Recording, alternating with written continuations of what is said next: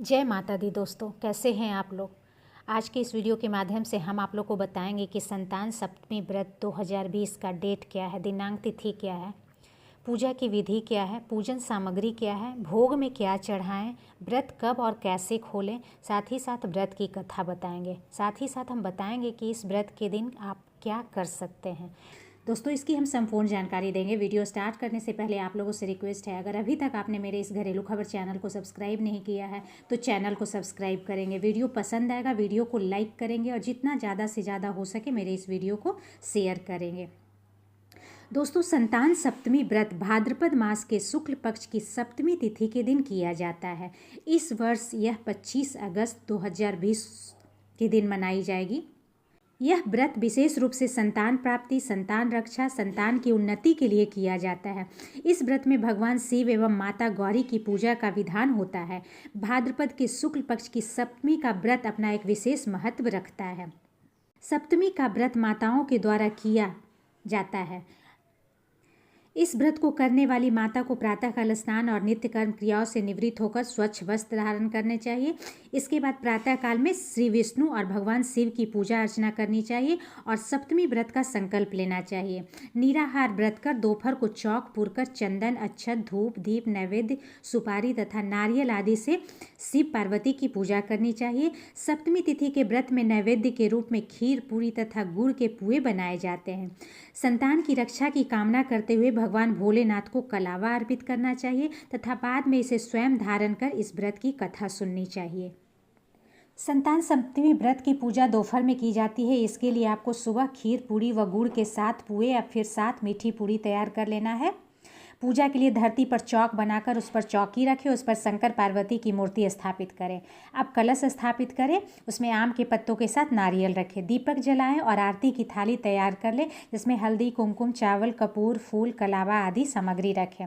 अब 7 मीठी पूरी को केले के पत्ते में बांधकर उसे पूजा में रखें और संतान की रक्षा व उन्नति की कामना के लिए प्रार्थना करते हुए, पूजन करते हुए भगवान शिव को कलावा अर्पित करें।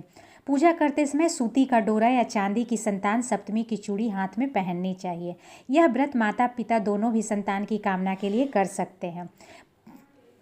पूजन के बाद धूप, दीप, नैवेद्य अर्पित कर संतान सप्तमी की कथा पढ़ें और बाद में कथा की पुस्तक का पूजन करें। व्रत खोलने के लिए पूजन में चढ़ाई गई मीठी 7 पूरी या पुए खाएं और अपना व्रत खोलें।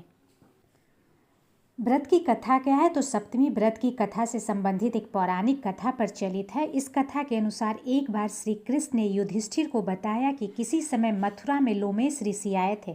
मेरे माता पिता देवकी तथा वासुदेव ने भक्ति पूर्वक उसकी सेवा की तो ऋषि ने उन्हें कंस द्वारा मारे गए पुत्रों के शोक से उबरने के लिए उन्हें संतान सप्तमी का व्रत करने को कहा। लोमस ऋषि ने उन्हें व्रत का पूजन विधान बताकर व्रत कथा भी बताते हैं।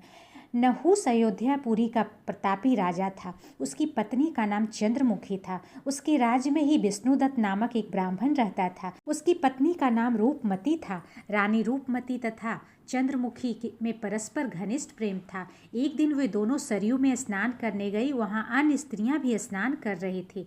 उन स्त्रियों ने वही पार्वती शिव की प्रतिमा बनाकर विधि पूर्वक उसका पूजन किया। तब रानी चंद्रमुखी तथा रूपमती ने उन स्त्रियों से पूजन का नाम तथा विधि पूछा। उन स्त्रियों में से एक ने बताया, यह व्रत संतान देने वाला है। उस व्रत की बात सुनकर उन दोनों सखियों ने भी जीवन पर्यंत इस व्रत को करने का संकल्प किया और शिव जी के नाम का डोरा बांध लिया। परंतु घर पहुंचने पर वे संकल्प को भूल गई। फलतः मृत्यु के पश्चात रानी बानरी तथा ब्राह्मणी मुर्गी की योनि में पैदा हो गई। कालांतर में दोनों पशु योनि छोड़कर पुनः मनुष्य योनि में आई। चंद्रमुखी मथुरा के राजा पृथ्वीनाथ की रानी बनी तथा रूपमती ने फिर एक ब्राह्मण के घर जन्म लिया। इस जन्म में रानी का नाम ईश्वरी तथा ब्राह्मणी का नाम भूषणा था। भूषणा का विवाह राजपुरोहित अग्निमुखी के साथ हुआ। इस जन्म में भी उन दोनों में बड़ा प्रेम हो गया। व्रत भूलने के कारण ही रानी इस जन्म में भी संतान सुख से वंचित रही। भूषणा ने व्रत को याद रखा, इसलिए उसके गर्भ से सुंदर तथा स्वस्थ 8 पुत्रों ने जन्म लिया। रानी ईश्वरी के पुत्र शोक की संवेदना के लिए एक दिन भूषणा उससे मिलने गई। उसे देखते ही रानी के मन में ईर्ष्या पैदा हो गई और उसने बच्चों को मारने का प्रयास किया, किंतु बालक न मर सके। उसने भूषणा को बुलाकर सारी बात बताई और फिर क्षमा याचना करके उससे पूछा, किस कारण तुम्हारे बच्चे नहीं मर पाए। भूषणा ने उसे पुनर्जन्म की बात का स्मरण कराई और उसी के प्रभाव से आप मेरे पुत्रों को चाहकर भी नहीं मार सके। यह सब सुनकर रानी ईश्वरी ने भी विधिपूर्वक संतान सुख देने वाला यह भक्ताभरण व्रत रखा। तब व्रत के प्रभाव से रानी पुनः गर्भवती हुई और एक सुंदर बालक को जन्म दिया।